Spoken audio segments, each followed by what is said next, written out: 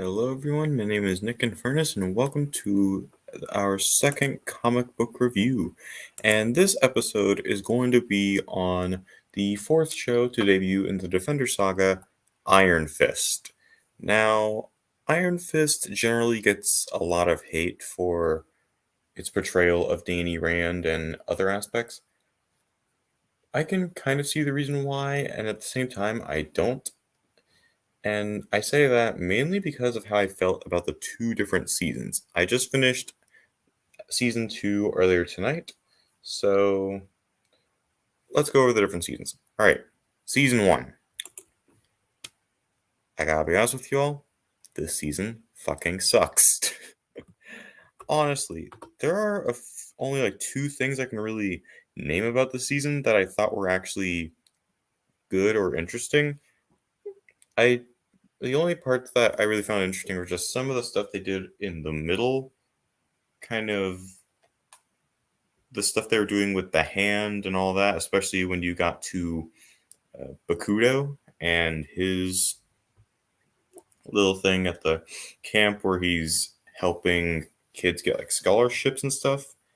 Like, I think that's an interesting idea, how the hand isn't just this evil ninja organization that we remember from Daredevil, and how there is a more, morally good side to it. And I do like Colleen's character. I have always liked her character, and I don't think they've ever really done anything wrong with it. With her, not it, sorry. But those are really the only good things I can say about this season. Other than that, I think this has one of the most weird and awkward openings to a TV show that I've ever seen. Like, Danny Rand just shows up at the Rand Company, just looking like a homeless guy, fresh out of Kunlun, and immediately just like, "Oh yeah, I'm Danny Rand." They're like, "No, you're not. He's been dead for 15 years." And then he's in legal disputes over, wait, is he Danny Rand? And I mean, I'll admit that the way they proved that he is actually the real Danny Rand, that was clever. I'll admit that. They used actual fingerprint evidence, which I did take forensics before the pandemic hit, so I do know a little bit about fingerprints and how that works, so I did think that was a little clever. But that opening, those first 4 episodes, considering that this is supposed to be a martial arts show, the fact that we spend the first 4 episodes in legal disputes was just off putting. And the last 4 episodes, when Danny finds out that Colleen is a part of the hand, he just completely snaps, and the way he acts, he's just unwilling to listen to her, maybe consider the fact that, God forbid, the hand actually has a good side. And really, that just soured him for me, at least until the Defenders. I think with the Defenders, he did have his moments in that show, but they were more justified than they were here.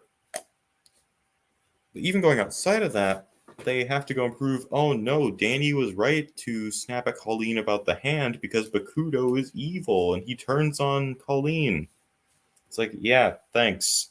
Any interesting ideas or concepts that you had about the hand, whoop, down the drain, just gone, dust in the wind. Nah, Bakudo can't be interesting. He just has to be another villain. And speaking of uninteresting villains, I wasn't really a fan of the Meacham family in this season, at least. Like Ward and Hope, I keep calling her Hope. Ward and Joy, especially when they're trying to like push Danny away when he's trying to prove that he is who he is. Like that just soured me on those characters in this season. And Harold's whole thing was just, why why was Harold even a part of this? Especially when you get to the last episode, this has the most pointless last episode I've ever seen. Like, they could have made this 12 episodes, change the ending of episode 12, and just have episode 13 not exist. There are some good things that I can say about the season, but overall, this was just the biggest misfire in the entire Defender saga. So why do I like season 2 so much more? I don't know what it is about the season, but for some reason, everything just works. Like, did they get rid of Scott Buck? Did they get new writers? Like just a new team in general? Who sold their soul to make this season so much better, and why the hell was that their price? Now, I know I'm probably the only person who loves this season as much as I do, but most people will tell you that this season is a huge improvement over the first season. Of course, the people will generally tell you that it's just good, and meanwhile, here I am going on like it's some kind of masterpiece, because to me, honestly, it kind of is. So, what does this season do better than the first one? Well, for one, the fight choreography is so much better. It actually feels like you're watching a martial arts show, or at least a show where the main character is a martial artist.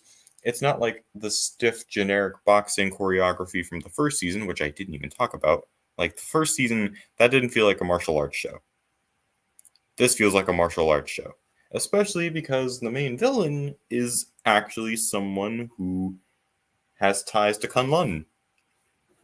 And because you have a protagonist and a villain that have ties to the same martial arts place, you actually get that when you watch the show with the choreography and all that. And at the same time, I think the villains here are much better. Where you had Bakudo and Harold Meacham in the first season, which respectively that was wasted potential and just fucking why. In season 2, you have Davos, who steals the Iron Fist from Danny to use it for his more righteous purposes, huge air quotes on righteous, and Walker, or Mary, with her multiple personalities and how they play off each other, how it's obvious that Mary has a little bit of resentment for Walker with how she's constantly taking over, and of course, Walker feels the same way about Mary. But they have their own interactions with the different characters. You have Mary, who's an absolute sweetheart, and then you have Walker, who's more on edge, more high strung, more morally devious. Where sometimes she can be a villain, sometimes she can do more, you know, good things for people. She can help Danny, she can help Davos, she can help Joy. And I should probably mention the Meachams in this season are so much better, just like everything else here. Like, Joy is obviously not happy with Ward or Danny, but you understand why. They kept the secret of her father from her, and she didn't find out about him until, well, he was starting to become dangerous. And I actually liked Ward in this season. I never thought I'd say that I like Ward, but I do. Like, I'm actually rooting for him here. It's obvious he wants to change and become a better person, become the brother that Hope never got to have. And I was actually rooting for him here. Now, along with that, I think Danny had a really good character arc in this season.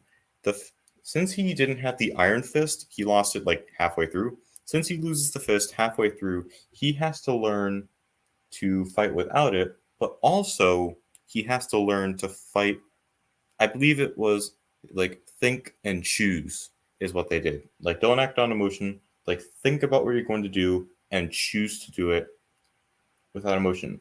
And I think for Danny Rand, the person who has been very emotional throughout all of his different appearances, him learning to do that successfully to where he can actually take on his own brother from Kunlun without too much emotion,